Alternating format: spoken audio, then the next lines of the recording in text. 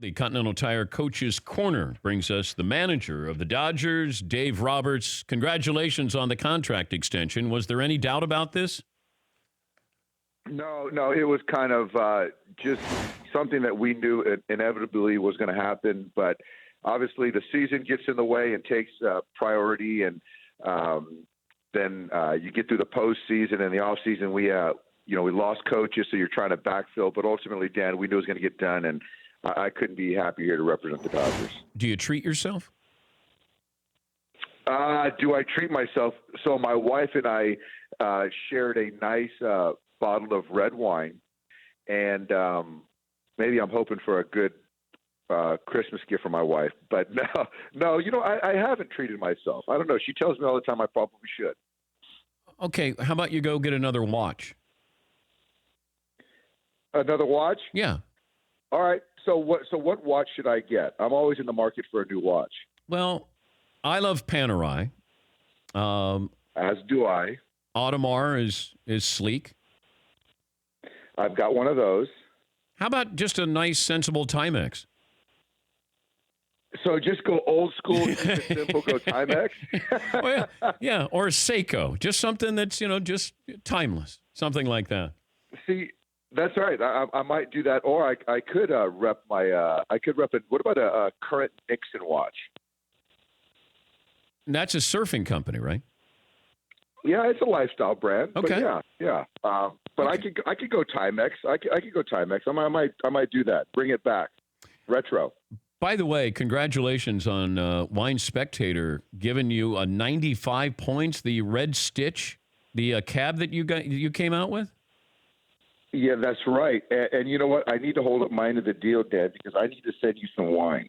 So thank you very much. And, our Cabernet got a 95-point score from Spectator. And drinking really well right now, but obviously it can age. But I need to send you some wine so you can really sample it. And I want to learn your palate. Okay. Yeah, I'm a red wine guy. Okay, a couple of things baseball-wise. Have you looked back? Do you watch games? Postseason games, playoff games, World Series games? I do not. I have it pretty much forged in my brain, and I'm a pretty visual person, and a pretty good memory. So to go back and watch it, I haven't put myself through that. What is forged in your memory that you can't get rid of? Well, the 18-inning game. Which was I try to tend to look at some of the positives. So the 18-inning winning game, the performances, and obviously there's things that you could have done different that you wonder if that could have influenced things. And I think as a manager, you're always you have opportunities to kind of pull strings and impact the game. Players play the game. Players, it's about the players, but you always kind of second guess if it doesn't go right. What was it like when you went up to Clayton Kershaw and said you're not starting Game 1 of the World Series? So that was in the division series, and it was and it was. You know what, Clayton? It was kind of a deep breath, wanting to know why, and us giving them our reasons. And he took it like a pro, and he came back in Game 2 and dominated. And I thought it proved to be the right decision. But even if it didn't work out, we felt it was the right decision for our club at that point in time. What was your reaction when you saw the Diamondbacks traded Paul Goldschmidt? A little bit of exhale and a little smile, and it's good to see that guy out of our division because, Dan, this guy he's one of my favorite players on the other side, and how he approaches the game, plays every pitch. And so to get him out of the West, I'll let the Cubs and Joe Madden deal with them for 18 times. Why is Manny Machado not going to be back with the Dodgers? Well, it's not done. Manny's free and heck of a player, really good young man. So I don't even know if that's the case. He has that opportunity. So we'll see how the winter plays out. Yeah, I had issues with him with some of these quotes. And, as a manager, You can't sit down one of your players when he doesn't run hard, and then you got somebody who says he's not a Johnny Hustle kind of guy. How do you manage a situation like that? Okay, so that's fair. But it's a conversation. It's an adult conversation. And I will say this, Dan, is like there's a little bit with, and Manny's English is very good, but there's a little bit of lost in translation in that. And I talked to him right after the comments. Okay. And what he meant was, I don't want to play for eyewash and do things to hustle, just to hustle. Not that I'm not justifying it, because the way I played the game, I hustled every play. He does conserve, but he didn't mean it in the way that he doesn't like to hustle. But the bottom line is that, yeah, he knows he needs to play a little bit harder at times, for sure. Yeah. Bryce Harper, are you allowed to talk about these players? I don't want you to get in trouble. You know what? I got reprimanded a couple years ago. I talked about a guy who wasn't free. So I think I can't talk about Bryce. He's free now. So, okay. Yeah, what a player. What a player. Have you talked to him? Has Magic talked to him? I have not talked to him. Okay. Has Magic? You know what? I don't know. From the narrative and kind of as it reads certain storylines that I guess Magic talked to him, but I haven't talked to Magic or Bryce, so I don't even know if that meeting even took place yet. But I do know we're going to Vegas for the winter meetings, and that's what I do know. Bryce Harper watches this show, so if you would like for me to be the mediary. Now, is there something you would like to say to Bryce Harper? He knows what I think of him, and I can kind of sway him with wine. How about that? Yeah, he can work as my conduit. How much wine would you have to give up to get Bryce Harper, though? You only made 300 cases of your wine. Would you give up all 300 cases to get Bryce Harper? Absolutely. Unfortunately, he's going to buy my winery out and myself out. Yeah, I would go to your question. I don't even know if he drinks wine, but that'd be nice. A signing bonus, you get wine, and it's your That's wine. Right. We can work. I think Mark Walter would really love that one if I would get it done. Dave Roberts, the Dodgers manager, joining us, Continental Tire Coach's Corner. We were talking about baseball with the shift, and it feels like we might be moving away from the shift in baseball. What would you do if the commissioner asked you your opinion? You okay with a shift in baseball? I am. I think that, it puts the impetus on the player to go out there and beat the shift. And, whether it's a dropping a bunt down or manipulating the bat to get a base hit the other way. I think, Dan, it's interesting is there's compensation, obviously, in baseball with slugging percentage and home runs and things like that.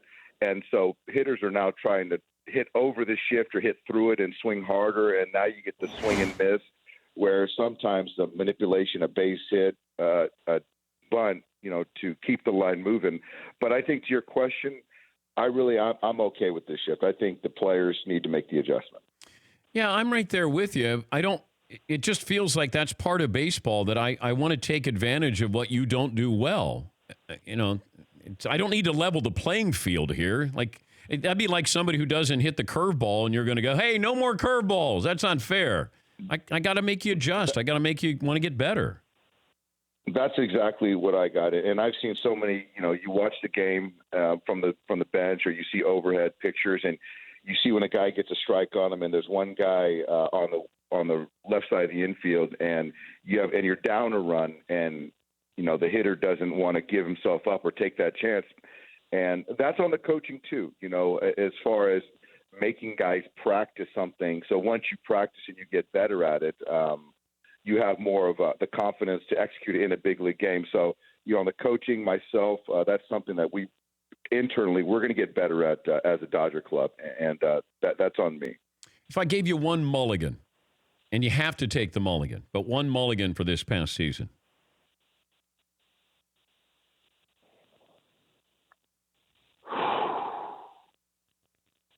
I would probably I would have had that conversation with Rich Hill in the fifth inning, I think it was, and I would have just made him feel like Superman and had him really try to finish that inning. What did you say to him? That I'm going to keep an eye on him, and we're going to go hitter to hitter, knowing that that's the most he ever threw. But I would have really tried to eliminate coming out of that inning and really support him to get through it in any way possible. Why do managers sometimes manage differently in the postseason? Well, I know there's more at stake. There's more at stake. It's a shorter series. You have different things at your disposal. And you know what is interesting, Dan, is when managers don't and it doesn't go well, the other side, the criticism is you have to manage different in the postseason. And then when you do manage different and it doesn't go well, you get the question, why do managers manage different in the postseason? So it's all kind of it's a look back, right? Is that fair? And it's a look back where I think that as an organization and a philosophy on what you feel is going to give you the best chance to win that particular game, that's what you have to do. And every manager, every organization is different. For us, unfortunately, it didn't work out. But I still thought we had a very successful season. Yeah, I was critical of some of the moves you made in the moment. Of course. Yeah, when you made, there were a couple of them. I'm going, wait, what are you doing here? And then you watch what Council did with the Brewers, and you're going, wait, what? It's kind of crazy now. The old school is that's gone. It feels like, and on how to manage your. No, it does. That's fair, Dan. But I think that if you look at the World Series champion this year, Alex Cora did the same thing. So, and even more so when you're talking about starters finishing games or a starter pitching in a game and coming back and throwing 5 or 6 innings and 2 days or a day of rest and throwing 6 innings shutout. And obviously he threw really well, but that's unorthodox, but it worked out. So it's and there's certain situations that it didn't work out, but they ended up performing, and ultimately there's nothing said about it. And that's baseball because it's and sports. It's result driven, and that's the way it should be. But are you in the playoffs? How much is gut feeling, and how much is analytics? It's a combo, and I think that's the regular season. That's the postseason. I think that the postseason obviously is more scrutinized and looked at and really dissected. But I would say, every manager has or should have a blend. To what degree, what percentage? I really can't speak to that. I really don't know, Dan. I mean, each game's different. I mean, some games it's 75% gut, 25% analytics. Some games it's 50-50. So every game is different. Every situation is different. How does the family deal with the criticism? If they read something or hear something, do they tell you? So my wife does a very good job. She's not completely current, but what she does get, she's very comical about it. And there's these memes, I guess they're called memes. So, and she loves to show me these things or send them and add comic relief. And I don't always see the humor in these memes, but she does, which is great. That's good. My kids, they've been forced to grow up quicker because when they're hearing bad things about their father, that's got to be tough. I didn't have to deal with that as a kid. They handle it well. That's probably the thing I'm probably most sensitive to, but this is what we signed up for as a fan, or I signed up for. They didn't, but they kind of understand it. Well, congrats on the season, the contract extension, and maybe we'll cross paths in spring training. But thanks for joining us, Dave. All right, and make sure you tell Todd to send me your address so I can send you some wine, all right? All right, thank you. Thank you, Dave. All right, Dan. Thanks for having me. That's Dave Roberts. Yeah, I sometimes pick up Wine Spectator, and I have a friend, Teddy, who's always telling me about, wines, and he'll go, Dave Roberts has a Cabernet called Red Stitch, and it got 95 points from Wine Spectator. I went, oh, okay. The Red Stitch, stitches on a baseball, in case you're wondering there. Continental Tire Coach's Corner. Continental Tire, proud to be the exclusive tire of the Dan Patrick Show. No matter where you drive, what you drive, Continental designs tires for what you do. For more information, visit continentaltire.com. Continental Tire, for what you do. For more Dan Patrick Show, tune to Audience Channel 239 on DirecTV or download the Dan Patrick Show app.